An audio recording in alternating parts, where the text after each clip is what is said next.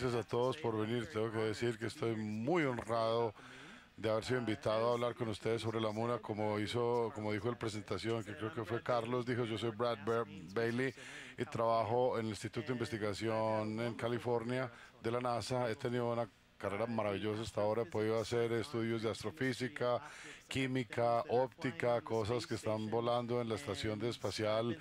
He estado en el fondo del océano dentro de volcanos submarinos. Bueno, y realmente mi investigación siempre ha sido enfocada, concentrada en el origen de la vida, de cómo la vida existió, surgió y de cómo se originó, evolucionó y cuál es el futuro de la vida en el espacio. Algunos de ustedes se preguntarán cómo la Luna aplica a todo esto y les voy a decir que es absolutamente crítico que utilicemos la Luna como una plataforma para comprender y entender no solamente la Luna misma, sino también otros planetas como Mercurio, Marte y la Luna.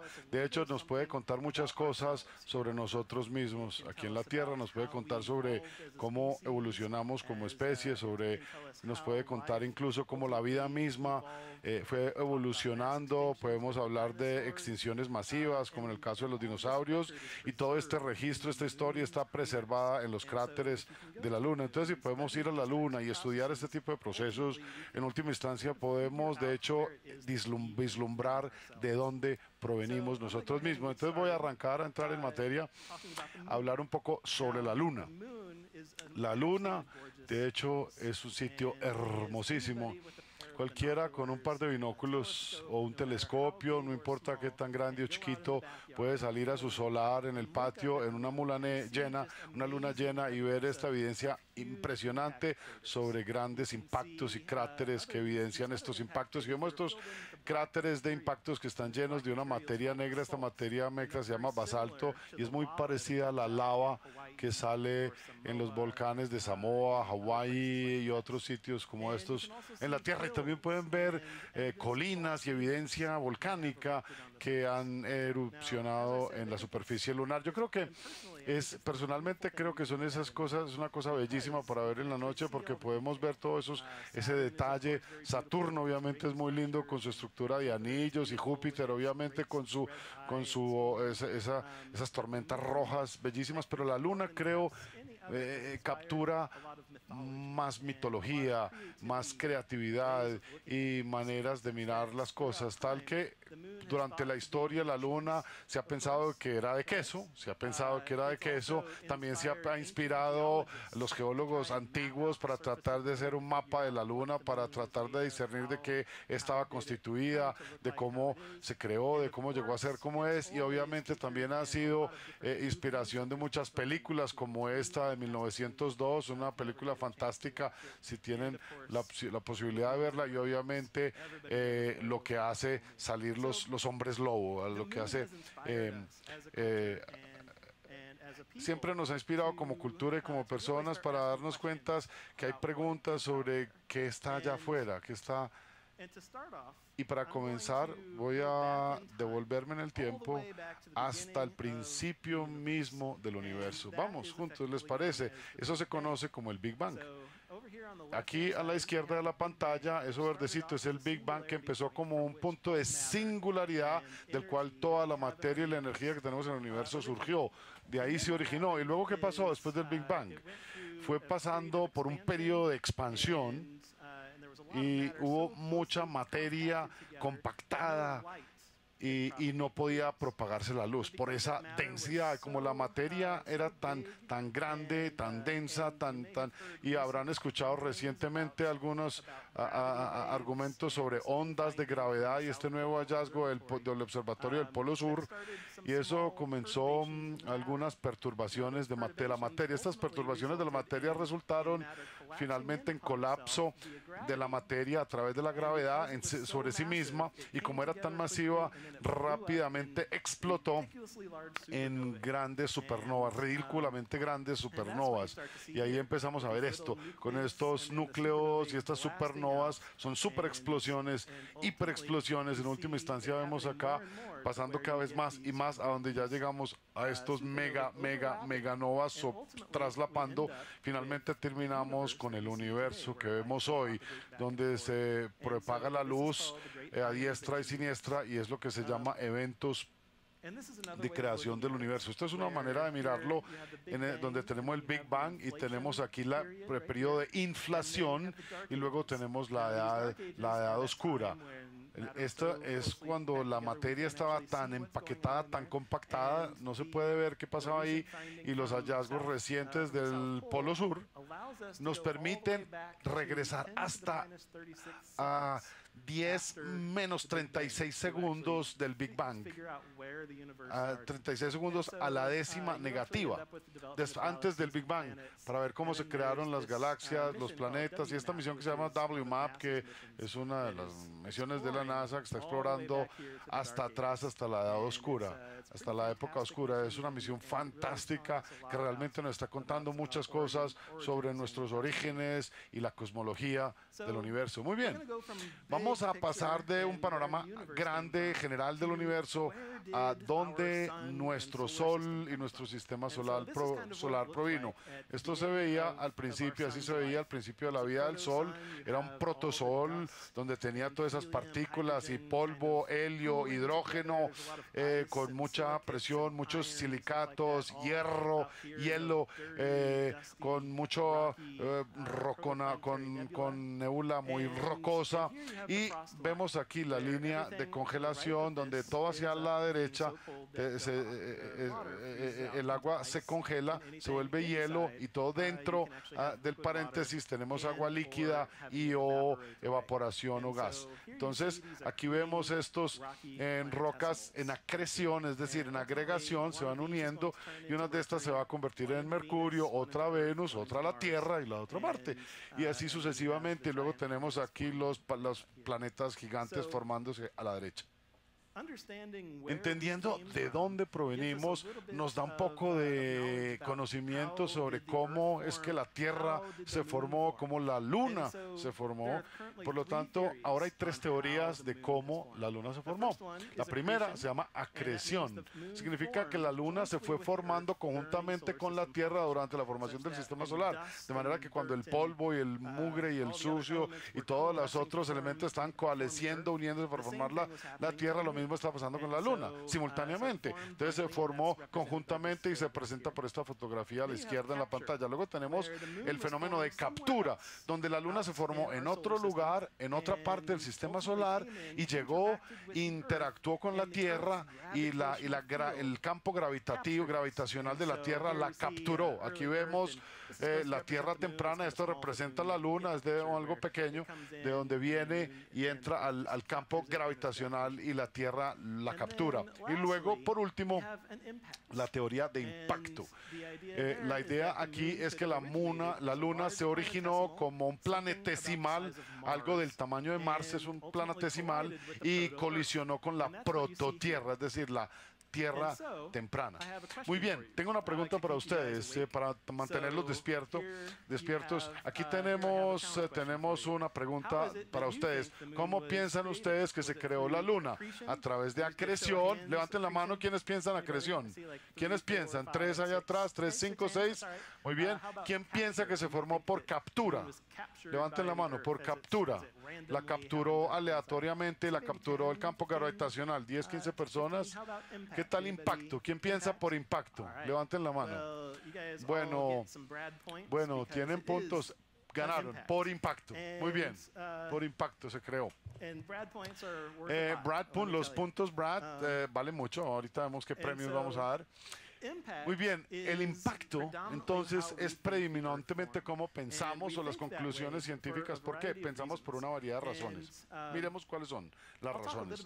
Vamos a hablar un poco sobre el impacto y luego hablemos de las razones que nos hacen concluir que fue por impacto. Estos son unos modelos de lo que pasó con este impacto. A la parte superior izquierda vemos el impacto ya había ocurrido y está irradiando este material a a la Tierra y ese material finalmente se va uniendo, se va agregando, se va coalesce y se va volviendo una luna. Muy bien. Esto, Theia, una luna. Theia es la forma protoplanetaria o de un tamaño de Marte que impactó con la Luna, con la Tierra, y en la mitología esta es la madre de la Luna, Theia, en la mitología, por eso la llamamos Theia, la madre de la Luna. Esta es una representación artística de lo que pensamos pasó en la formación de la Luna, de todo este material que va coalesciendo en la Luna alrededor de la órbita terráquea. Muy bien. ¿Por qué será que pensamos que hubo un impacto gigante? Pues resulta que ha habido isótopos de oxígeno similares, quiere decir que material que era de la Tierra y material que era que estaba en el sistema solar antes, finalmente el mismo material hizo la Tierra y la Luna, ese mismo material. Eso es lo que llamamos, eso es lo que nos dicen los isótopos de oxígeno.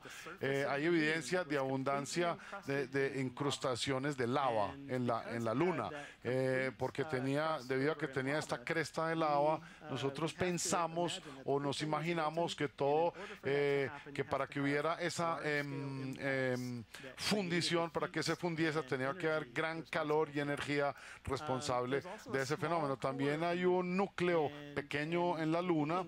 El significado de esto, o la conclusión, es que Theia, ese núcleo de Theia, penetró en la Tierra, entró a la Tierra, y todo el material que había en la parte exógena de la Tierra antes de que golpease es lo que salió a la órbita y formó a la Luna. Y también existen otras teorías, otros polvo de sílica y otros gases y anillos de gas similares a las estrellas. Esto es algo que ocurre, parece que regularmente o frecuentemente en la formación planetaria en otras partes en el sistema solar como el nuestro. Muy bien. La Luna se formó, tenemos una Luna después de todo esto, y cómo evolucionó a la Luna de hoy, a cómo se ve hoy. Hay un momento, hay un tiempo en la historia de la Luna y la historia del sistema solar y de la Tierra que se llama el bombardeo tardío lunar. Bombardeo tardío lunar. Vamos a hablar sobre cráteres un poquito. Los cráteres en sí mismos están por doquier, por todas partes. Aquí tenemos el Barringer, se encuentra en Arizona, en los Estados Unidos. Ven aquí Gale Crater, yo creo que este es el Gale Crater, este está en Marte, en algunas de las otras de los otros asteroides o lunas que están en la estratosfera. Y aquí miramos la Luna. La Luna es lo más cerquita, el sitio más fácil y más cercano para estudiar estos impactos formadores de cráteres y cuántas veces la Tierra y la Luna han sido golpeados o impactados en el tiempo. Por lo que si adecuadamente interpretamos estos impactos, estos cráteres nos pueden decir exactamente cómo evolucionaron estos cuerpos en los últimos 4.5 miles de millones de años. Miles de millones de años, y eso es más o menos lo que pensamos que lleva el Sol, 4.600 millones de años. Muy bien. Cuando miramos la historia de los impactos sobre la Luna, lo primero que concluimos, en mi opinión, es que empezamos a ver estas grandes características o formas circulares oscuras. Tenemos Copérnico, etcétera, otros cráteres, pero también vemos acá, por ejemplo, vemos algunos de estos mares más grandes, estos mare, en latín, mare, que estas formas circulares donde grandes asteroides se metieron en la superficie. Entraron en la superficie, crearon grandísimos cráteres y también llenaron estas lavas similares a lo que estaba mencionando ahorita. Por eso son oscuros. Eso se llama, está lleno de magnesio, de hierro y otros minerales, donde las áreas más claritas son más ricas en calcio, aluminio y sílica. Muy bien.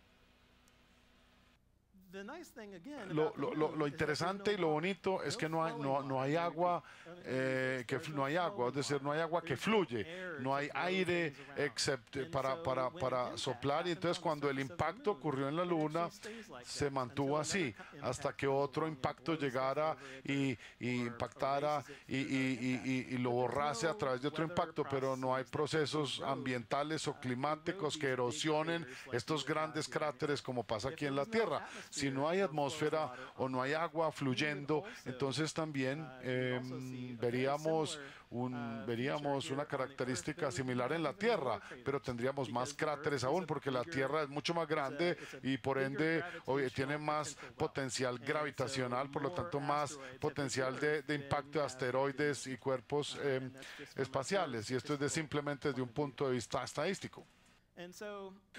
Por lo tanto, cuando miramos este cuadro, no traten de leerlo, los que están atrás, les prometo que es lo importante, si no, no lo van a poder hacer. Lo que vemos aquí es el número de impactos en la superficie de la Luna en el tiempo, en esa línea temporal. Por lo tanto, lo que vemos acá es lo siguiente.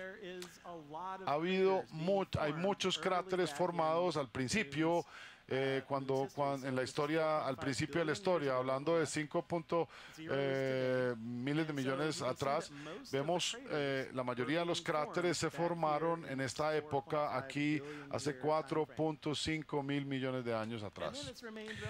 Y se mantuvo bastante constante después de eso, donde se emparejó la gráfica, luego se desplomó porque no hay muchos impactos o asteroides en el universo, o por lo menos cerca, que impacten en el sistema de la Tierra y de la Luna. Aquí están las cuencas lunares en la historia temprana de la Luna, y podemos ver que hay más de 40 cuencas más grandes de 300 kilómetros y se formaron en la Luna entre 3.800 y 4.600 millones de años atrás.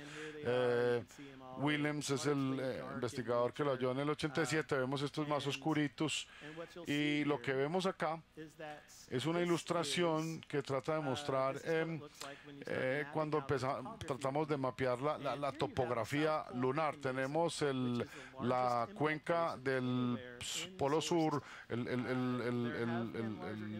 polo sur lunar.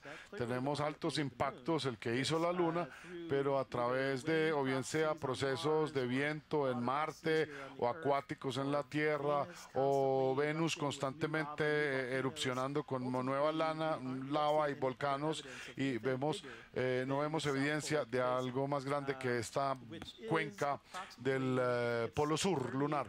Vemos que tiene 3.500 kilómetros, es bastante grande en tamaño. Ahora, hablando un poco de otras cosas, en la Luna están estas dos cuencas, una que se llama Orientale y la otra Imbrium. Estas se formaron hace 3.900 a 3.800 millones de años. ¿Por qué nos importan estas cuencas? ¿Por qué nos importan? Muy bien, veamos. Empezamos a mirar los periodos de tiempo en los que estas cuencas se formaron en la superficie. Vemos un pico. Ven este pico aquí en la gráfica, más o menos en 3.800, 3.900 millones de años. Vemos un número más grande de grandes impactos pegándole a la Luna en esa época, y a la Tierra también en la misma época. Entonces, ¿cómo pasó? ¿Cómo pasó? Porque claramente estaba disminuyendo la frecuencia, de repente está en pico y luego vuelve a declinar. ¿De dónde vino este pico? ¿Cómo encontramos de dónde vinieron estos impactos? Muy bien, esto es lo que se llama el modelo de NISA.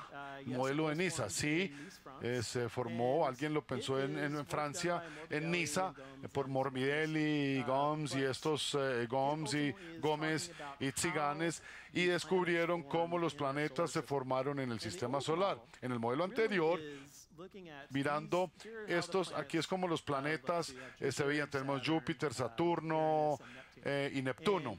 Y aquí tenemos estos TNOs, que en español es objetos transneptunianos, es decir, después de Neptuno. Es decir, son asteroides rocosos y congelados, que están aquí, más o menos en esta zona, después de Neptuno, transneptunianos, son remanentes de la formación del Sol, del sistema solar. Pero la idea es que aquí tenemos la nueva perspectiva. Parece que se formaron mucho más cerquita los planetas de lo que habíamos pensado, y estos objetos transneptunianos se formaron más acá, son los remanentes de la formación del sistema solar. Muy bien, esto es lo que pasó. Miremos aquí vemos los anillos de Júpiter, Saturno, y cuando entran en resonancia mutua, quiere decir que cada vez que Saturno pasa una vez, Júpiter pasa dos veces, vemos lo que pasa. Ellos explotan y crean mucho aleatoriedad y caos en el sistema solar. Veamos.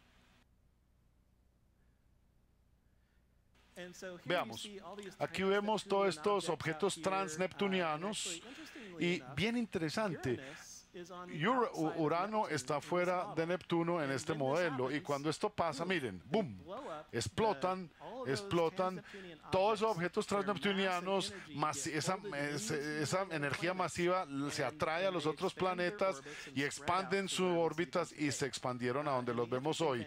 Lo interesantísimo es que Neptuno, de hecho, pasó de estar adentro de Uranus a fuera de Uranus con estos movimientos. Entonces la interacción entre Júpiter y Saturno produjo en última instancia todos estos objetos transneptunianos que están por todo el sistema solar, y eso es lo que vemos cuando vemos estas grandes cuencas que se formaron en la Luna. Podemos ver aquí, esta interacción de Saturno y Neptuno. Vemos aquí Neptuno por aquí pasando y ¡pum! Y hay una explosión, y luego de repente ya es el planeta más lejano. Vean que ha interactuado mucho. Y así es como pensamos hoy en día los planetas fueron evolucionados en el sistema solar. Muy bien, no los voy a aburrir con Hadean Zircons. Más tarde, si quieren, les cuento sobre esto, pero para poder aprovechar el tiempo vamos a hablar de la Luna, y podemos hablar de esto más tarde. ¿Qué significa todo esto? ¿Por qué es importante todo esto que les estoy contando? Porque miramos la Luna y buscamos a la Luna para encontrar respuestas. La Luna es el mejor sitio en todo el sistema solar, que nos puede ayudar a explicar esta formación planetaria temprana y la evolución del sistema solar. Imbrium y Orientali, estas cuencas son el resultado de bombardeo de los planetas internos, y se piensa que más o menos 3.9 mil millones de años que resultaron de estos planetas colisionando y cambiando de posición, estando en resonancia entre sí, Júpiter y Neptuno. Vamos a hablar de impactadores. Tengo una pregunta para ustedes, para que no se me duerman, a ver si ahora pueden despertar y contestar. ¿Qué tan grande fue el impactador que resultó en el cráter que mató los dinosaurios e inició la extinción masiva del 95% de las especies de la Tierra? Las respuestas son un impactador de 10 kilómetros y creó un cráter de 180 kilómetros, 25 y 500, 50 y 1000 kilómetros, o 100 y 2000 kilómetros. ¿Quién vota por A? 180 kilómetros. 25. ¿Quién vota por B? 500 kilómetros de cráter. Una mano nomás, dos manos. ¿Quién vota por C? 50 kilómetros y 1000 kilómetros de cráter. Y D, 100 kilómetros de impactador y 2000 kilómetros. Parece que algunos están durmiendo porque no votaron todos. Muy bien. Resulta que la respuesta es A, solamente de 10 kilómetros. Un impactador de 10 kilómetros mató todos los dinosaurios, no solo los dinosaurios, sino que mató 95% de toda la vida en la Tierra que existía en el momento. 10 kilómetros nomás. Lo único que sobrevivió fueron mamíferos pequeños. Nosotros salimos de ahí, que nos podíamos esconder en cuevitas en la Tierra, o vida marina que se pudo proteger en las profundidades marinas y pudo salir nuevamente a la superficie. Y creó cocodrilos, etcétera, y otros animales. No, los cocodrilos sí existían, pero entienden a qué me refiero. Muy bien. Una reglita de oro es que el impactador hace un cráter más o menos 20 veces tan grande como él mismo, y este impactador impactó en la península de Yucatán, en México. Muy bien. Ahora hemos hablado sobre cómo se forma la Luna, sobre cómo se formó, sobre cómo evolucionó la Luna al estado actual, y ahora vamos a hablar un poco sobre el estado actual de la Luna. Y esto es como se ve la Luna con un aparato especial. Son datos que vienen del orbitador de reconocimiento lunar que está orbitando, hoy mismo está orbitando la Luna. Vemos los mares, vimos un hueco donde está la cuenca y otras cuencas, por ejemplo esta Orientale, justo aquí a la derecha, Orientale, Jocassee, etcétera, Oceana, etcétera. Podemos ver la topografía lunar claramente y los resultados de los impactos y los flujos de lava subsecuentes que fueron formando la Luna. Entonces, cuando miramos la Luna, aquí otra vez se me olvidó borrar la foto, así es como me veo, sin saco. Muy bien, mare. Tenemos mare. El mare son esos especie de mares ricos en basalto y magnesio, y así se ve en la mano. Son muy oscuros. Aquí tenemos algunos cristales verdosos, olivosos, minerales que encontramos mucho en la Tierra también. Y esperamos que esto constituye el manto lunar. Tenemos también las highlands o las tierras altas o los anortocitos, constituidos mayormente primordialmente de aluminio, calcio. Es dramáticamente diferente cuando los miramos comparado con los basaltos. Por eso vemos estas regiones oscuras y otras claras en la Luna. Entonces, el estado actual de la Luna, ¿qué está pasando en la Luna? Todos estamos de acuerdo que si fuéramos a la Luna hoy no podemos respirar. ¿Significa que no hay atmósfera? Pues yo diría que no necesariamente. Sí hay cierta clase de atmósfera que es tan gruesa como la altitud donde la Estación Espacial Internacional está orbitando.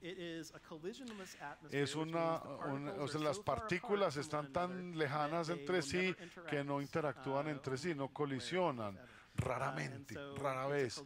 Entonces una atmósfera sin colisiones, cualquier tipo de meteorito o de meteoro que golpea o impacta la Luna, llega hasta la superficie. No tiene ninguna atmósfera protectiva como nosotros lo tenemos en la Tierra, pero tiene una atmósfera. Y esto es lo que podemos ver aquí con el sodio. Sodio es muy brillante cuando lo vemos desde un punto de vista de espectroscopía. Cuando brilla bastante, probablemente es un constituyente menor, y hoy no sabemos mucho tampoco sobre la composición de esta exosfera o atmósfera lunar. Vamos a hablar un poco sobre esto en breve, en relación con cómo estamos tratando de abordar este problema.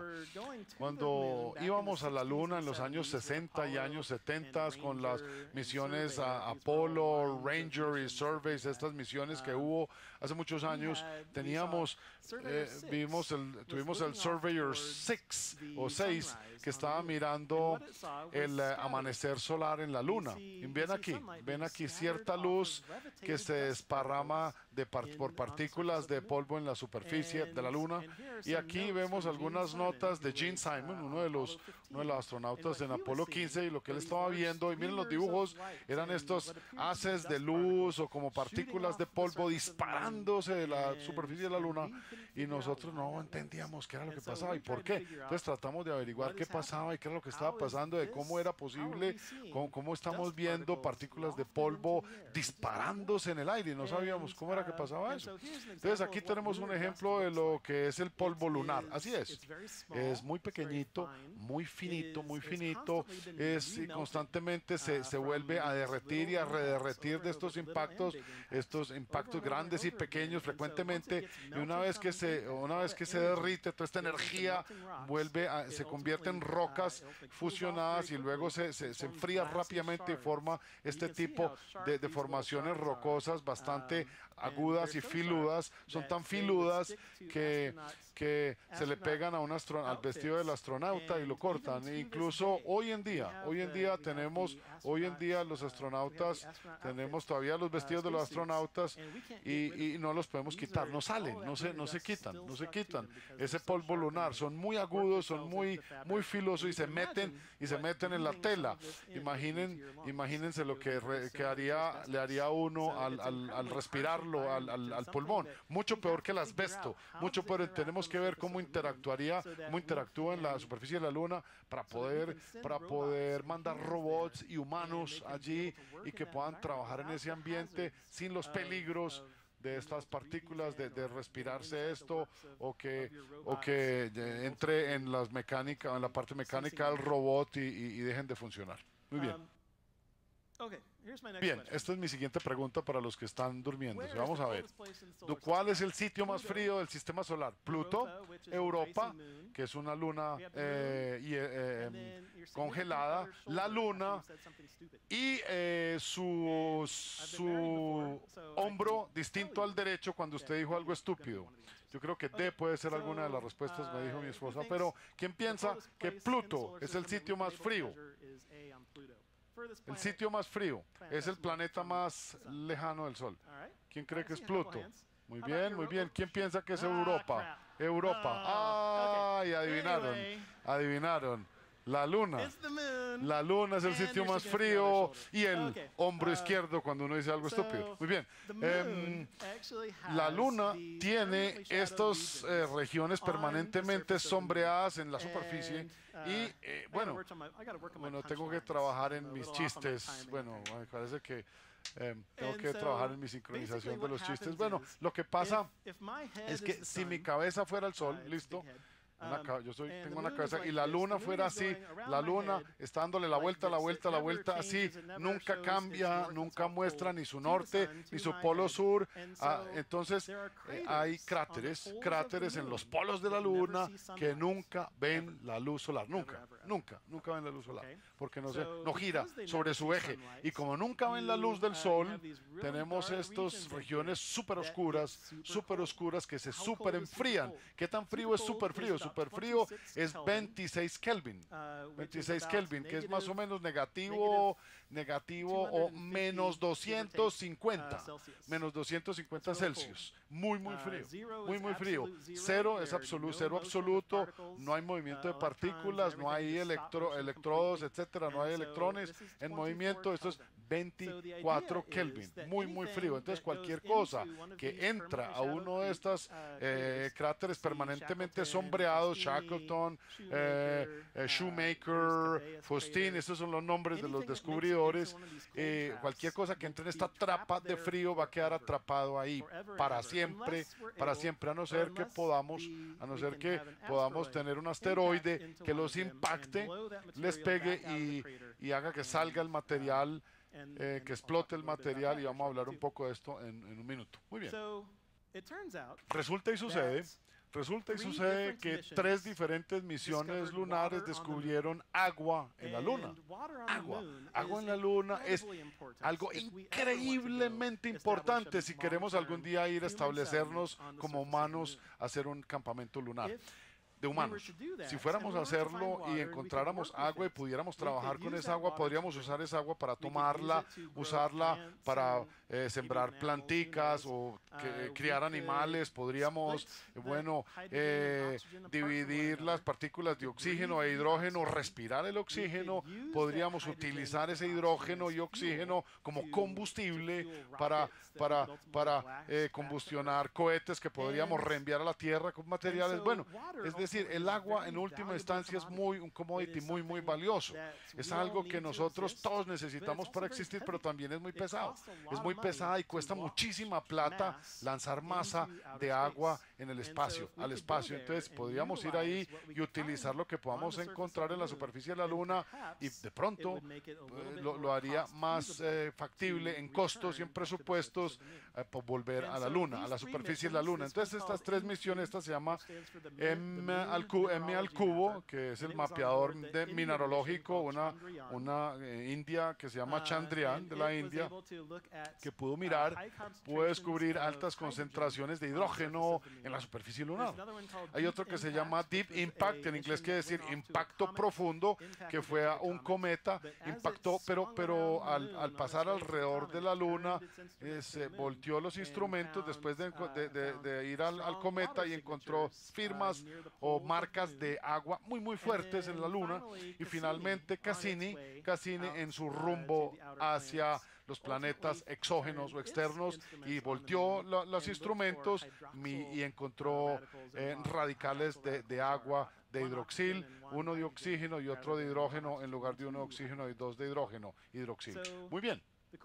Lo chéverísimo del tema es que también tenemos esta otra misión que se llama WorldCraft, que voy a explicar ahorita. Encontramos que la línea rojita es lo que esperábamos de agua, y los punticos negros son los datos reales de esta misión. Y podemos ver que los puntos negros se alinean con el rojo bastante bien en todas partes, pero no en todas partes, en casi todas partes. Aquí vemos este declive y este declive y otro declive y otro declive, y estos son otros picos de absorción que muestran evidencia de mercurio y metano y amonia y compuestos de sulfuro que nunca habíamos pensado que existían en la superficie de la Luna.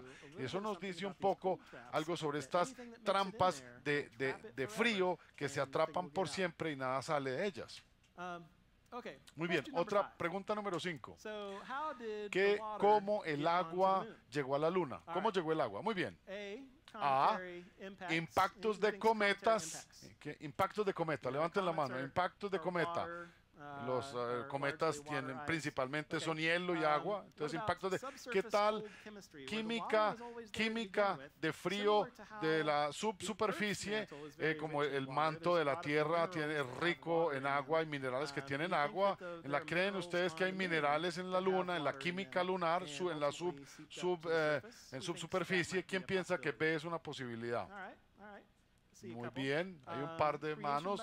Creación por vientos solares. El Sol constantemente tiene un flujo de hidrógeno y vientos que interactúa con todos los otros. ¿Quién piensa que los vientos solares podrían haber tenido la responsabilidad?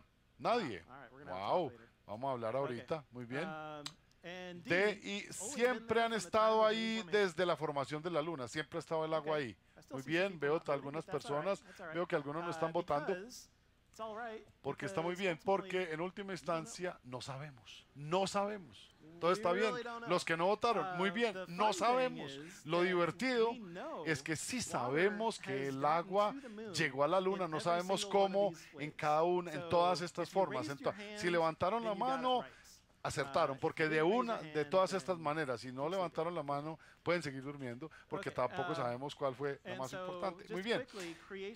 Creación por vientos solares. ¿Cómo pasa? El viento solar está empujando átomos de hidrógeno y protones pequeñitos, y esos protones llegan y empujan y presionan silicio y oxígeno y se reforman y vuelven a formar, creando agua.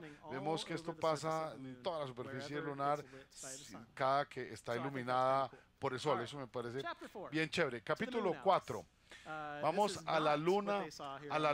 Alicia. Esto claramente es Photoshop, tranquilos, es Photoshop, no es que haya un lago así, no. Pero tenemos una gran cantidad de misiones que han ido a la Luna, regresado a la Luna en los últimos 20 años. Veamos, por ejemplo, en 1900, probablemente no pueden ver todos estos ahí en la pantalla, pero cada uno de estos punticos representa una misión a la Luna, y no solamente misiones americanas, sino rusas, de otros países. También ha habido misiones de Japón, de la India, misiones de China, de Rusia.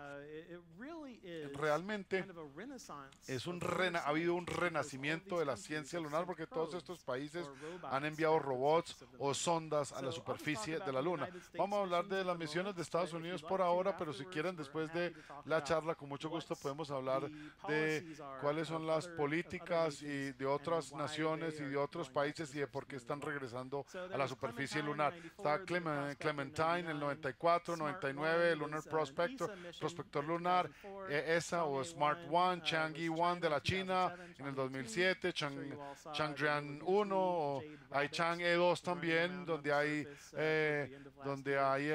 conejitos y algunos animales, Kaguya, japonesa, Chandrayaan de la India, LRO, el L-Cross de Estados Unidos y Chang'e 2 de la China en el 2010, hace unos 3 años. Muy bien, aquí vamos. Clementine, ¿cuáles son los principales resultados que surgieron de esta misión? Muy bien, nuevamente quiero que piensen por qué estamos regresando a la superficie, cómo podemos llegar allá y qué necesitamos para tener un asiento o campamento de largo plazo humano en la Luna. Diríamos que el principal resultado de Clementine es que probó lo que llamamos un ratio de polarización circular que consiste de cristales alrededor de o cristales de hielo alrededor de las regiones polares. Cuando los astronautas de Apolo estaban caminando decían que estaba muerto, que nada pasa aquí, que no hay agua, no hay nada, es más seco que el desierto más seco de la Tierra. Sin embargo, cuando mandamos a Clementine vimos evidencia de agua. Cuando dijimos, wow, Apolo nos dijo que no había agua, pero acá vemos evidencia de agua. ¿Qué está pasando? Y entonces terminamos mandando otro sonda, el que se llama el Lunar Prospector o Prospector lunar, como un orbitador lunar. Muy bien. ¿Qué hizo? Este orbitador mandó un transpectrómetro y mapeó una gran concentración de hidrógeno alrededor de los polos de la Luna. Hidrógeno, ¿y de dónde está saliendo el hidrógeno? ¿Qué pasa? En muchos de estos están en regiones sombreadas que sabemos que no tienen mucho sol o cero sol, no hay hidrógeno que viene del sol, entonces hay que descartar, entonces ¿de dónde viene? Si no es del sol, ¿de dónde viene? ¿Será que es del agua? De pronto, todavía no sabemos. Entonces mandamos LRO y L-Cross, dos sondas más, una misión conjunta orbital que se lanzó en el, ¿qué año? Un segundo, voy a usar esto como ejemplo. Se lanzaron conjuntamente estas dos misiones. Por ejemplo, si esta fuera el cohete, esta sería la fase inicial, esta es la combustión aquí, esta sería la fase inicial, la intermedia, y L-Cross está aquí arribita, chiquitica, y LRO encima de ella. Las dos las mandaron en el mismo cohete. ¿Qué pasó? Las dos sondas las mandaron en el mismo cohete. Mandamos LRO, las lanzamos junticas, y una vez que llegaron a la órbita, esta se disparó para un lado, LRO, hacia la Luna, y la otra, lo que pasó es que la otra sonda, el Cross, se mantuvo la parte inicial, la parte intermedia, la intermedia del cohete, ya se había gastado el combustible, había un cohete sin combustible, y se mantuvo ahí y empezó a darle la vuelta a la Tierra, a la órbita de la Tierra. En esa órbita consta una órbita muy grande y en la misma distancia que está la Luna de la superficie de la Tierra, equidistante. Y al dar la vuelta en órbita, la Luna empieza a entrar en contacto aquí. ¿Y qué pasó? Así es. Aquí vemos el despegue del LRO arriba, luego el Cross, y la parte que se mantuvo pegada del Cross, la parte del cohete. Lo que hicimos fue que lanzamos el cohete, lo que quedaba a una de estas regiones de permanente sombreado. ¿Y qué pasó? Les voy a contar qué pasó. Impactó una de estas regiones de permanente sombra, y el Cross pasó por esta eyector con una gran cantidad de material que había en el cráter, y tomó todo tipo de mediciones antes de impactar. Midió todo esto que surgió y también volteamos el Hubble, el telescopio, para ver qué estaba pasando con varios instrumentos ópticamente, al igual que con espectrómetros desde la Tierra, para ver qué pasaba. ¿Se acuerdan el espectro que mostré ahorita con la línea roja? roja y los puntos negros, eso fue lo que miró y mostró esa misión. Miremos este puntico aquí. Esto es Cabello, el cráter Cabellas, nombre Cabellas, y esto es una región permanentemente sombreada, y ese puntico es la flema de Helicross cuando impactó el cráter, cuando impactó la zona sombreada. La siguiente diapositiva muestra todos los materiales que surgieron, que explotaron del impacto, y podemos verlo acá. Y miramos, para reiterar el hecho de que lo que encontramos entonces en esa eyección fue agua. Vimos metano, encontramos amonia, encontramos mercurio, muchas cosas bastante complicadas. Entonces al final vamos a tener que aprender cómo trabajar con esos materiales, con ese tipo de elementos. Y en última instancia vamos a necesitar utilizar esos materiales para tener un asiento o campamento sostenible humano en la superficie de la Luna. Entonces el orbitador de reconocimiento lunar, el LRO, no va a dedicar mucho tiempo en esto, tiene varios instrumentos con esos nombres en las viñetas. LROC toma imágenes de mapas de la superficie lunar. Tenemos Diviner, que mide las temperaturas, las más frías que estamos mencionando ahorita. Eso es lo que hace el Diviner, mostrando también los campos de radiación, entornos de radiación. Son todos estos nombres que ven en la pantalla, son equipos de medición enviando láseres y midiendo para poder tener topografías y mediciones. Lola, por ejemplo, precisamente mide la topografía.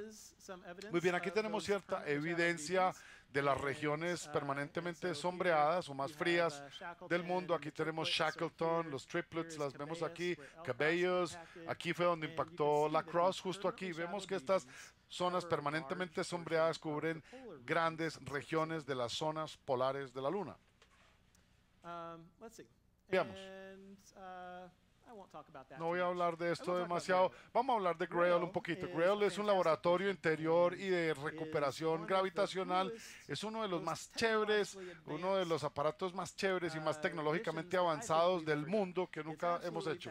Es fascinante porque todo lo que mide, ojo, es la distancia entre estos dos satélites. No más, entre estos dos satélites. Entonces, supongamos que esta es la Luna, ¿cierto? Y los satélites van cazando el uno al otro. Uno se llama ebb y el otro se llama flow. Ebb, flow, como olas en el océano. Ebb, flow, el ir y venir de las olas cazándose. Entonces todo lo que hace, se va dándole la vuelta a la Luna cazando. Muy bien. ¿Qué pasa? Todo lo que estamos tratando de hacer aquí es medir la distancia entre los dos satélites. Eso es lo que hace, no más, no hace nada más. Y uno dirá, pero Brad, ¿cuál es la cosa tan tesa tecnológicamente? Bueno, ya les voy a contar un momentico. Aguántense. Entonces, ¿qué pasa? ¿Qué pasa con eso? Va a medir la gravedad en la superficie de la Luna, y al medir la gravedad de la Luna, uno puede empezar a mirar la superficie del Sol y entender cómo los planetas se han diferenciado o han evolucionado desde el principio hasta donde se armaron y se formaron, y podemos empezar finalmente a discernir si la Luna se formó de esta manera o no. Entonces de pronto otros planetas también se formaron de esta misma manera. Entonces al simplemente medir la firma gravitacional de la Luna, podemos generar hipótesis de cómo se formaron los planetas. Muy bien. Entonces, ¿cómo funciona? Veamos. Aquí vamos. Aquí tenemos nuevamente los dos satélites que van dando la vuelta a la Luna, y mi computador va a representar una región de alta gravedad, o es más densa que el resto de la Luna. Y lo que pasa, al ir entrando y pasando, el primer satélite siente o se atrae por esta gravedad y se acelera. Esta gravedad lo ala y lo acelera, entonces la distancia entre los dos se agranda la distancia. Entonces este acelera, y luego siguen dándole, y luego empieza a sentir la gravedad y empieza a acelerar. Entonces la distancia se acorta. ¿no es cierto? Eso es lo que pasa. Entonces pasaron de acá, se separan y luego se acercan y se acelera. Y luego el primero empieza a alejarse, empieza a alarse otra vez a esta gran cantidad de gravedad. Entonces empieza a alarse hacia atrás, entonces empieza a alarse y luego la distancia se acorta, se acorta.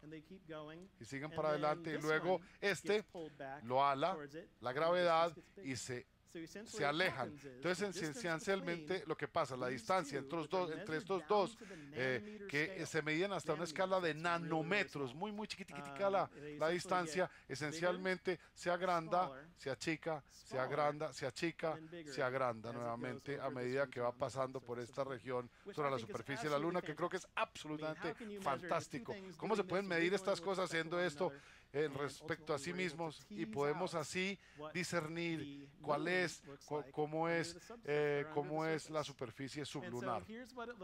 Así es como se ve la gravedad lunar. Gravedad es muy fuertemente ligada con la topografía.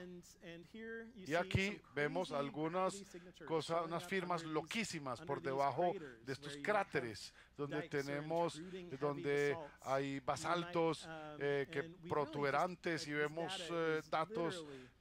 Realmente estos datos tienen meses, todavía estamos interpretando, tratando de ver qué es lo que pasa. Aquí vemos, por ejemplo, la parte más lejana de la Luna. Este es el sur, el polo sur, que es ese cráter, esta gran cuenca de grandes impactos. Es muy pesada porque a través de la cresta lunar, a través de esas, hay una parte profunda de la Luna que es muy pesada. Vemos aquí también más pesado, partes más pesadas de la Luna, con más gravedad, con grandes sitios de impacto que han creado los mares lunares. Es absolutamente fantástico lo que esta misión Grail ha podido hacer, o Grial. Otra misión que se llama Artemis, no vamos a hablar mucho de esta parte, de decirles que está mirando la diferencia está mirando el efecto del Sol sobre las áreas cuerpos rocosos, y cómo tenemos plasmas y iones y electrones interactuando con estos cuerpos en medio de los vientos solares, en el viento solar. Vemos lo que pasa aquí. Lo que vemos aquí es que el Sol está por aquí hacia la derecha, y el viento solar va hacia arriba en esta dirección, y lo que está haciendo es que el viento solar está pegándole a la Luna y está explotando material y haciendo desparramar material, y luego este se lleva con el viento solar hacia el espacio, Vemos que está pasando porque aquí estamos en la Tierra y podemos sentir y podemos hacernos una idea de esta cola de sodio. Es una cola de sodio a medida que se va explotando y saliendo de la Luna. Miren que lo mismo pasa con la Tierra, con la atmósfera exógena de la Tierra, está siendo impactada y está interactuando con la Luna a través de estos anillos de interacción. Es una misión muy chévere y nos cuenta muchísimo, nos dice muchísimo sobre cómo nuestros planetas se fueron formando en el sistema solar. Vamos a mostrarles unas fotos bien chéveres. Este es LADEE, una misión despegando. Este es el explorador de entornos polvorientos. Este es el misil ICBM era un misil nuclear, pero se reacondicionó para una misión un poco más humana. Fantástico que ahora en vez de armas estemos disminuyendo el tamaño del arsenal nuclear y usándolo para esos misiles antiguos para exploración pacífica del espacio. Esto me parece súper, me encanta contarles esto. Ya los humanos, la ciencia y todo lo que sale de estos de armas nucleares, me parece nos está dando mejores respuestas de dónde venimos, de dónde salimos y dónde estamos. Esto es a 2 millas, una foto, un lanzamiento fantástico. Aquí estamos en Nueva York, a 1000 kilómetros de distancia. Miren cómo se ve desde Nueva York. Muy brillante, eso se veía desde Nueva York. Fantástico, absolutamente fantástico. Aquí lo tenemos mucho más cerquita. Aquí podemos ver un amiguito. Miren, esto es una ranita. Creo que la ranita, mejor dicho, tuvo un mal día ese día. No, dejémoslo así. Muy bien, eso era todo. Eso era el final de mi charla formal, pero pues, muchas gracias a todos por su atención. Muchísimas gracias.